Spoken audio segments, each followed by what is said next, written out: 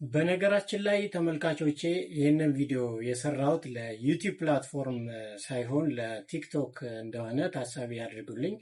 ለዚህም ነው ቪዲዮን በምታዩበት ጊዜ ቀረጻው በ16:9 ሳይሆን ለቲክቶክ ፕላትፎርም የተቀረጸ ነው። ነገር ግን ወደ ዩቲዩብ ብጭነው ሁላችንም እንማማርበታለን።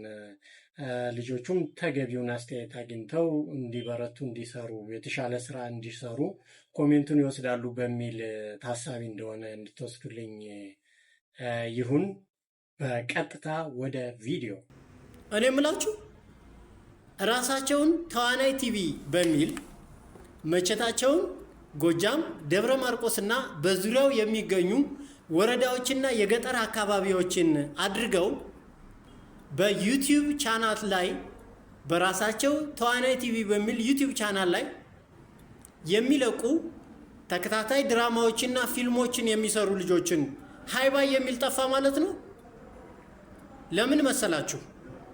እነዚህ ልጆች ጥሩ የመስራት ችሎታ፣ ጥሩ የከያኒነት የኪነ ጥበብ ተሰጥቶ እንዳላቸው ይታያል።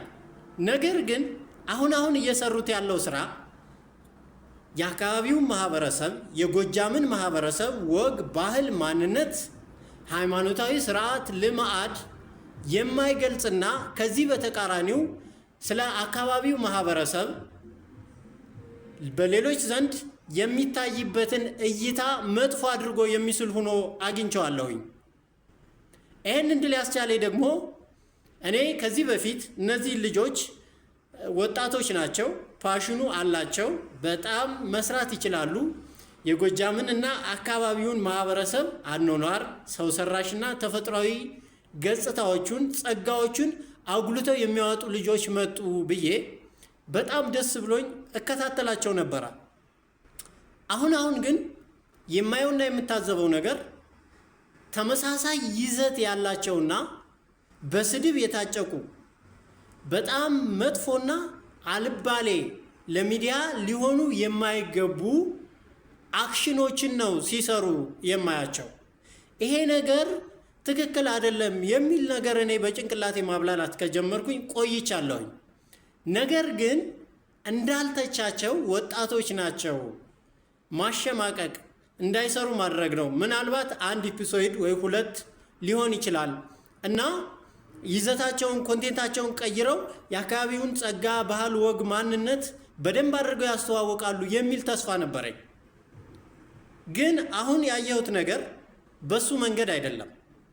ተመሳሳይ ይዘት ያለውና የአካባቢውን ማህበረሰብ ሊገልጽ የማይችል ስድብ የታጨቀበት እጅግ በጣም መጥፎ ድርጊቶች የተሞሉበት ሆኖ አግኝቼዋለሁ። ይሄ ሀሳብ ደግሞ የእኔ ብቻ አይደለም።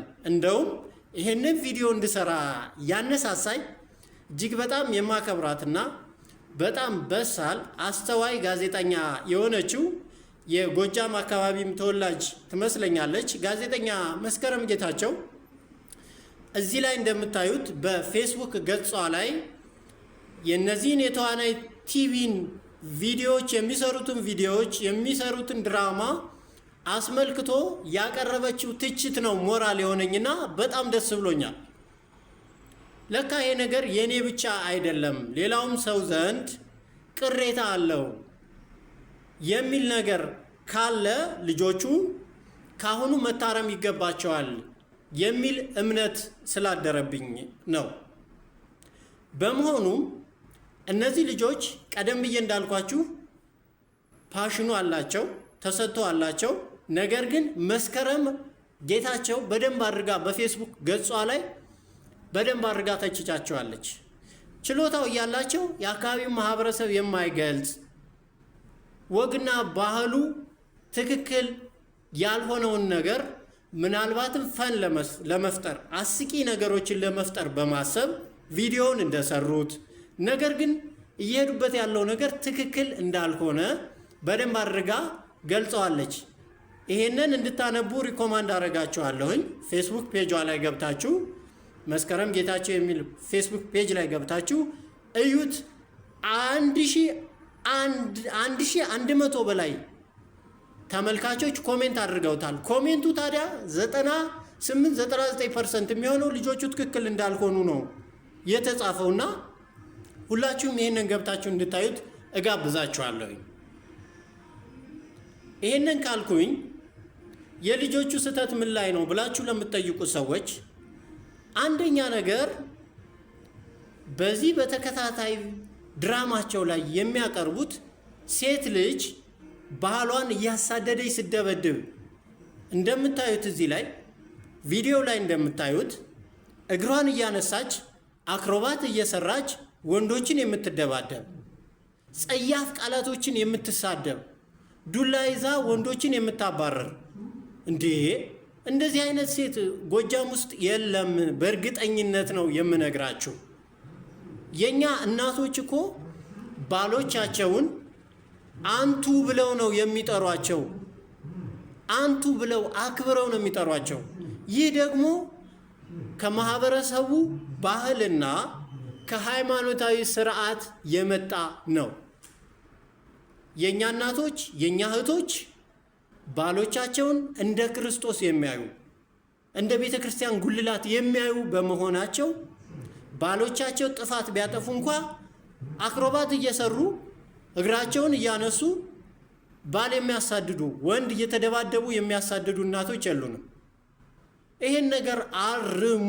ትክክል አይደለም በፍጹም።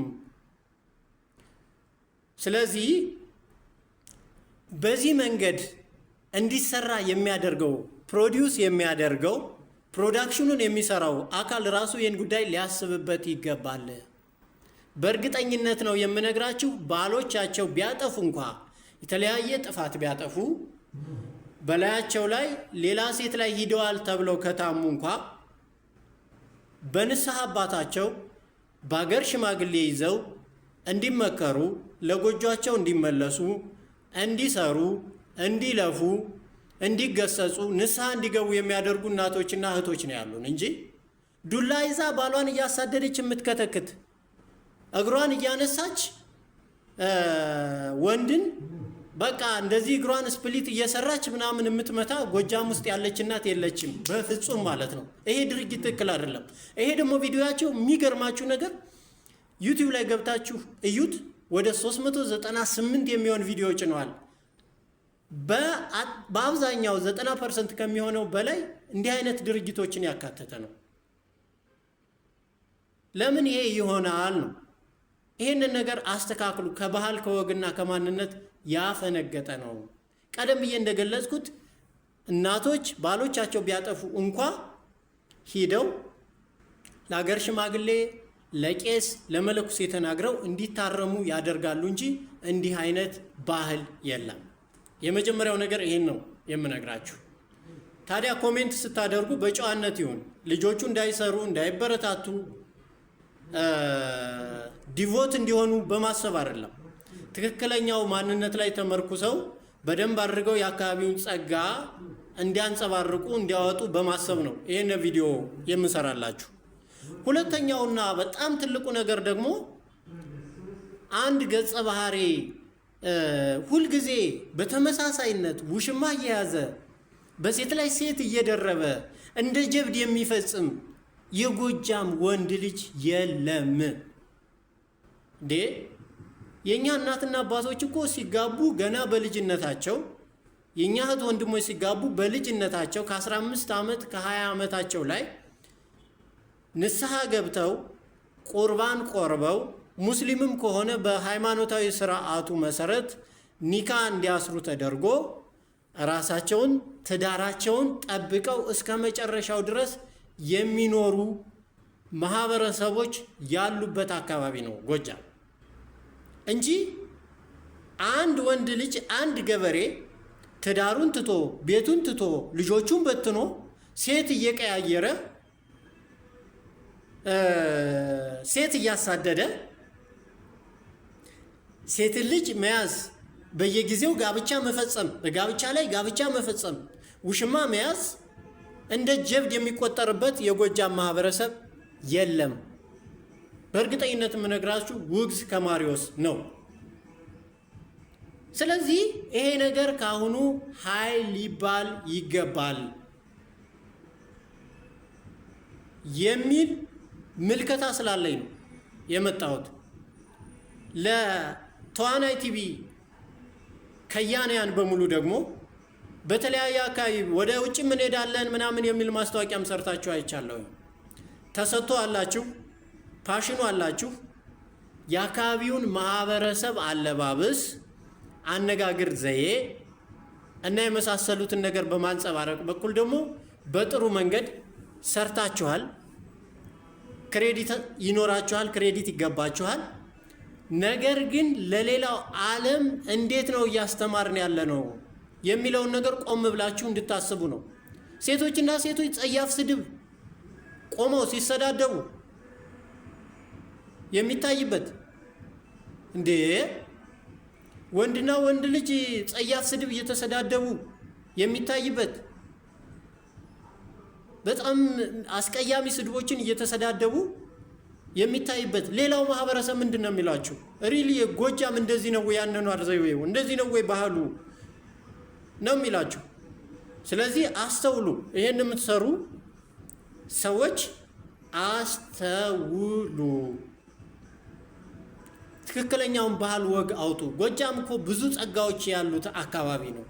ማህበረሰቡ፣ አኗኗሩ፣ ዘየው፣ ንግግሩ፣ ባህሉ፣ ሃይማኖታዊ ስርዓቱ እንዴ! በቤተ ክርስቲያን እኮ በኦርቶዶክስ ተዋህዶ ብትሄዱ ከዋሸራ እስከ ዲማ ድረስ ቅኔ የሚዘረፍበት፣ በጀግኖች ሀገርን ጠብቆ በማቆየት ረገድ ብትሄዱ ከነ በላይ ዘለቀ ከነ ቢትወደድ መንገሻ ጀንበሬ ሌሎችም እጅግ በጣም በርካታ ጀግኖች የበቀሉበትና ኢትዮጵያን ሀያል አድርገው እንዲያስጠሩ የሆነበት፣ ሀገርን በመጠበቅ ሀገርን በማሻገድ ትልቅ ጀብደኝነት የሰሩ አባቶች እናቶች የነበሩበት፣ በከያንያን በኩል ብትሄዱ ደግሞ በጻፊያን በኩል ብትሄዱ ደግሞ እና ሐዲስ ዓለማየሁ ክቡር ዶክተር ሐዲስ ዓለማየሁን ያክል ታላቅ ደራሲ ያለበት እና አቤ ጎበኛን ያክል ታላቅ ደራሲ የወጣበት እና አበራ አዳሙን ያክል ታላላቅ ደራሲዎች ያሉበት እነ ጌትነት እናየውን ያክል ከያንያን ያሉበት እጅግ በጣም በርካታ ዘርዝሬ የማልጨርሳቸው እነዚህ ሰዎች እንዴት ነው ባህሉን ወጉን አስተዋውቀው ከአካባቢው ማህበረሰብ ጋር አጣጥመው የሰሩት የሚለውን ነገር ተዋናይ ቲቪ ላይ የምትሰሩ ከያንያንና ይሄን ፕሮዳክሽን የምትሰሩት ማስተዋል ይገባችኋል።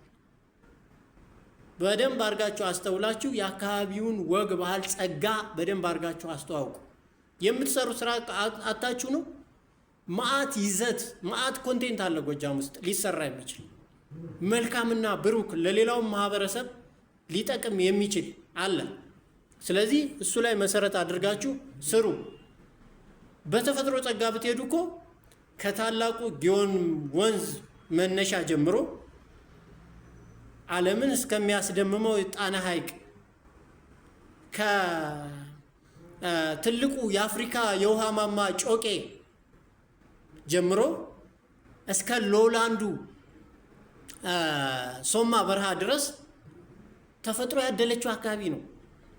ይሄንን ከኪነ ጥበብ ጋር አገናኝተን እንዴት ነው የምናወጣው የምናሳድገው የሚለው ላይ አስባችሁ መስራት ያስፈልጋል። እውነቴን ነው የምላችሁ፣ በጣም በጣም ያሳፍራል።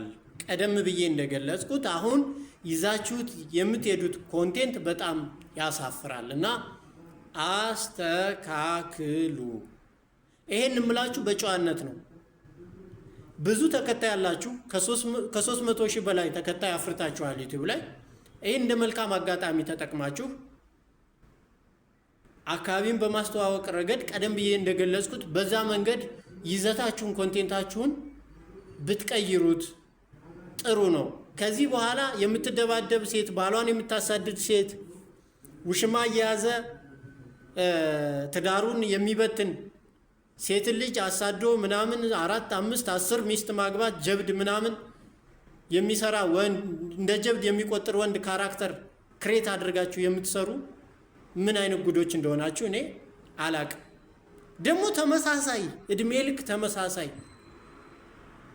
ስለዚህ ይህንን ነገር አስተካክሉ። ብዙ ጸጋዎች አሉ ጎጃም ውስጥ ሊወጡ የሚችሉ።